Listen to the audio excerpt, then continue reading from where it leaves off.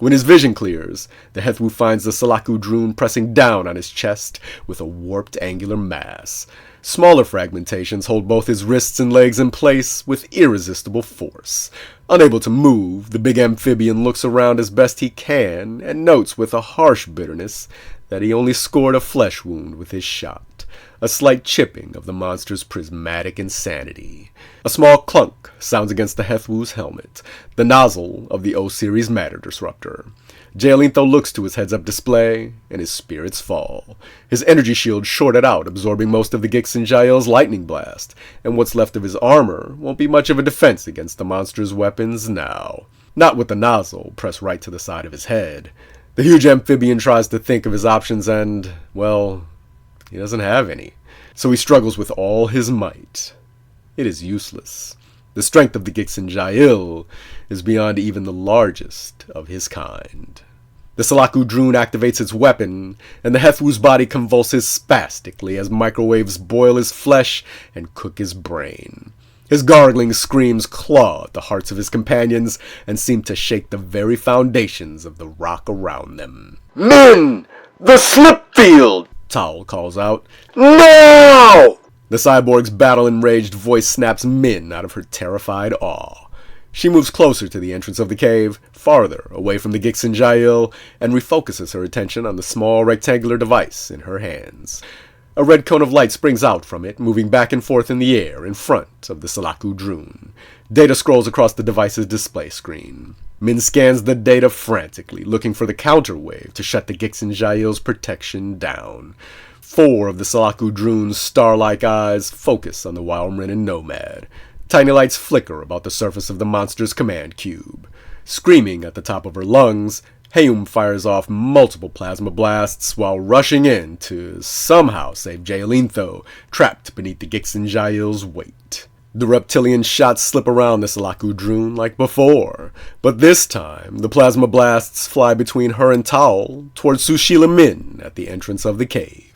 Intent on her mission to sunder the Salaku Droon's defenses, Min gets startled by the multiple blasts of plasma striking her energy shield.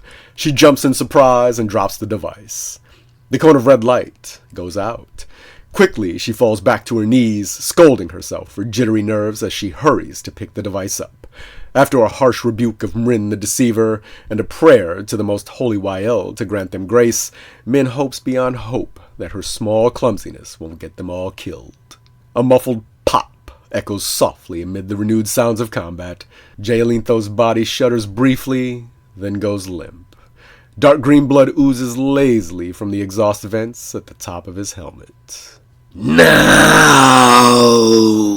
Helm bellows. The enraged reptilian dashes straight in, losing any semblance of her former battle grace. She leaps toward the Gixinjael with astonishing speed. The Salaku Droon angles deeper into the cave for a quick tactical retreat, and pulling its weapons along to pace Heum through the air, the monster unleashes a blinding storm of pulse laser blasts into her energy shield.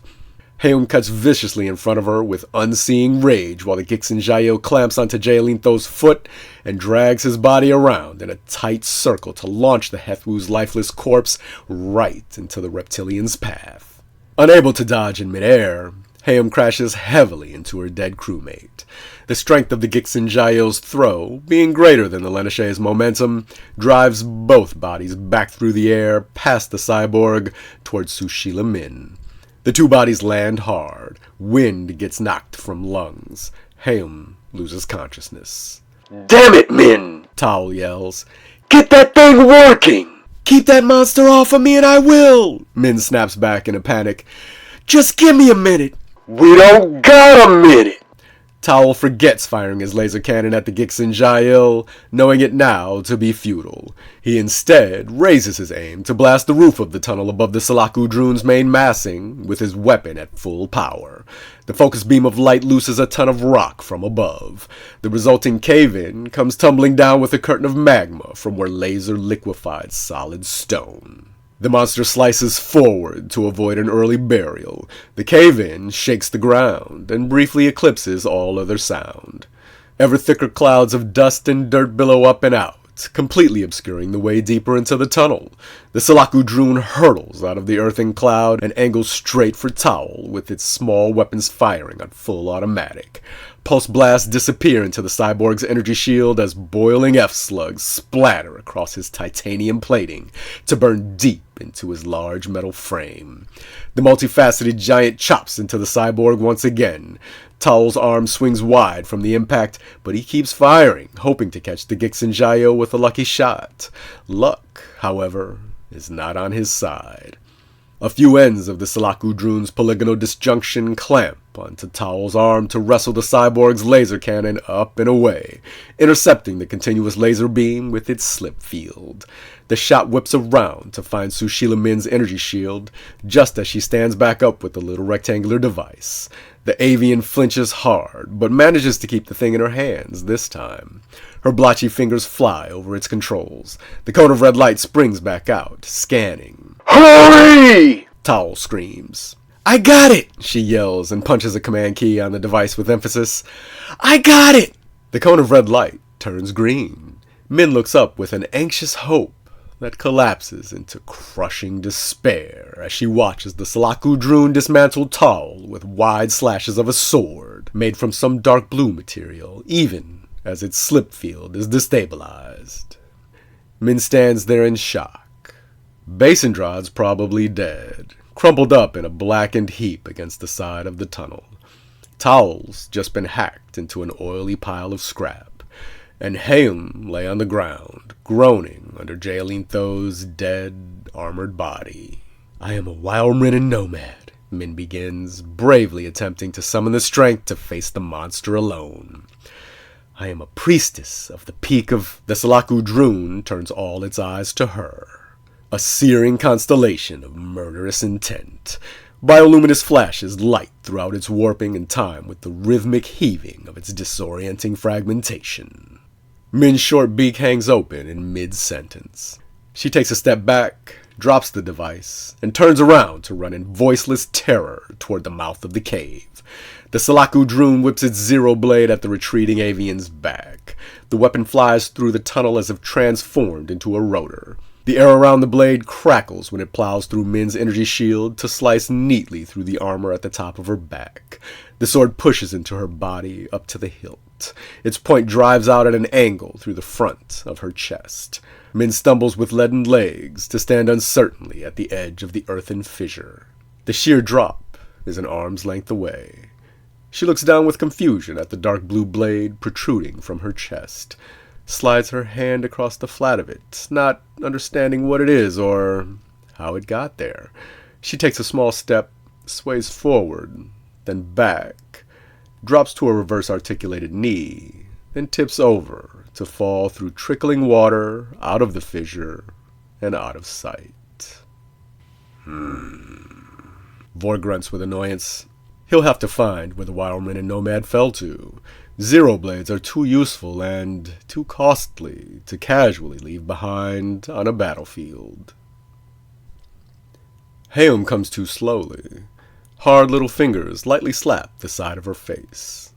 Towel, she figures with some irritation, probably time for his tune-up. She wants to tell him to go away, to let her sleep, but it's hard to draw the breath to say the words. Something's on her chest. Something big. Then she remembers, and her eyes snap open. Resting on her back on the cave floor, she looks up to see Vor Kalina pressing a huge polygonal irregularity down on Jaelin Tho's body, lying across her chest, pinning her to the ground.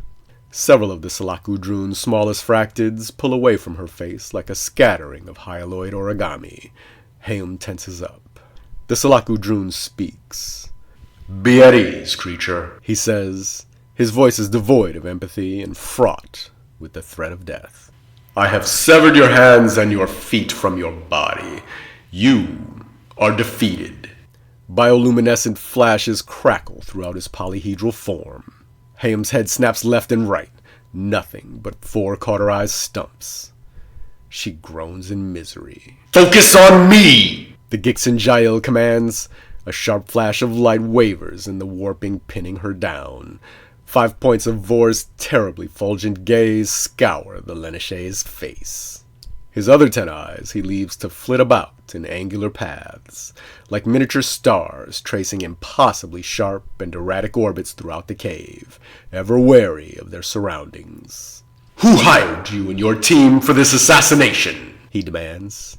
Hayam slowly raises her eyes to match the Salaku Droon's protean stare. Vor reduces the pressure on the dead Hethwu, leaving the reptilian able to draw more breath. She breathes deeper for a few seconds, builds her strength, thinks. Then she unleashes a long string of Lenishay curses, many of which don't even translate into Udo Gensalot. Vor listens stoically for the length of the vituperation, and when Hayam attempts to draw another breath, he chops brutally down on the dead Hethwu's body. The little air that remains in the Lenishay's lungs is violently forced out in a rush. The reptilian's eyes bulge out of her head. She gags painfully. "Remember your place, Lenishay. You are defeated. Are you certain this is the course of action you wish to follow?" The Salaku Droon asks. His crystalline accretion glows with ominous light. The menace in his voice fills her mind, scrapes against the inside of her skull. "If you cooperate, I will give you a mercifully quick death. Painless. You are an impressive fighter. I could give you no greater honor." Hayam manages to make her bulging eyes meet Vor's. She bunches her lips in defiance. "Very well." The Gixen Jael's voice is heavy with disappointment and anger. "Then you abandon dignity for disgrace." He knows this Lenishay's type, and he knows all too well that torturing the creature will prove fruitless. He raises up briefly, light flashes down in a storm of lightning-sharp edges, and he chops into Jaelintho. Wagoshan armor cracks, reptilian bones break, and organs rupture. Hayam writhes around, gasping and choking and gagging in agony under her dead crewmate. Vor considers the dying Lenishay. Perhaps that was a bit rash. A mind probe team on Nevagaim could better determine the creature's knowledge while it yet lived. Vor looks to the Hethwu, looks to the dark green blood clotting the crown vents on its helmet, and considers the unproductive results of his behavior. He's been away from the heady rush of frontline action for too long, he realizes. He was too eager to discover the reason for these assassination attempts and allowed his frustration at the lack of any easy answers to cause him to act like an amateur. He folds away from the struggling Lenishay towards the human lying in a charred heap at the side of the tunnel. Hopefully, he'll be able to stabilize the human's vitals and rouse it for interrogation. Hovering over the human a few moments later, listening to the creature's organs fail while watching its body temperature steadily fall, Vor understands with a pang of chagrin that he will be unable to solve the mystery of who wants him dead here in this cave. He takes a deep breath to ease his agitation and looks toward the Lenishay and the Hethwu. The reptilian no longer moves. Vor spends a few moments in silence to honor the passing of the 5 spirits. He then moves about, collecting the weapons and the usable gear from his fallen assailants. After retrieving his zero blade and the avian from the deep bottom of the lush vertical shaft outside the fissure, Vor inspects the little box the Wildmrinen nomad used to disable his slip field. Suspicions and possibilities fill his mind as he studies its make. It is the most sophisticated anti-Gixen tech he has ever seen. He doesn't understand even half of its construction. He'll have to leave it to the scientists on Nevagaim. They will know what to make of it, and more importantly, how to neutralize it. Of course, Nevagaim will spread word of this to all Jilith Apexes and Zircons throughout the Wedge. The simple existence of such a device, and its implied threat of rebellion, means Gixen Jael everywhere may be in danger. If a small group of mercenaries can obtain one, then this technology can certainly be made available to any other wishing to murder Jilith kind, or to anyone wishing to change the galactic status quo altogether. Vor wonders if Chiolem stumbled upon an anti-Gixen plot and fled. Or worse, Vor wonders if the human had been contracted to work for and had agreed to assist in an uprising against the Gixen Jael. Vor queries the Fakal shadow. All fighting in orbit has ceased. The mercenary vessel has been destroyed. Vor nods. Good. This is as he had hoped. Nevagaim will have to be his next stop. The researchers there should be able to track the manufacturer of this little device, and Vor will begin his investigation with that information. Rebuilding his chateaus will have to wait. The long dominance of the Gixin Jail is in peril. Vor pauses with an introspective chuckle. The sound of his amusement is like the grinding of cyclopean quartz. This little excursion has become something quite pleasantly unexpected. Despite the attempt on his life, or perhaps because of it, Vor finds that he's enjoying himself more than he has in decades. Not since before his retirement from public service as the security apex for the Echidna arc has he felt so engaged. Still, it would have been nice if one of these assassins had had the decency to remain alive and cooperative so he could at least gain some knowledge of his pursuer. Vor guides a few of his star-like eyes around to view his flesh wound, touches it with an edge of his shattered perplexity, pulls away to inspect the powdery smudge of bright yellow blood, his reward for behaving like a novice. Now he'll have to wait until his time on Nevagaim to learn anything further.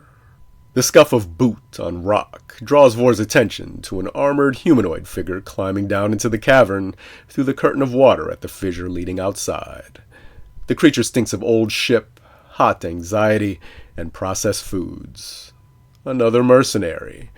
Vor reactivates his slip field and suspects with the beginnings of a mild pleasure that perhaps he won't have to wait until Nevagaim after all.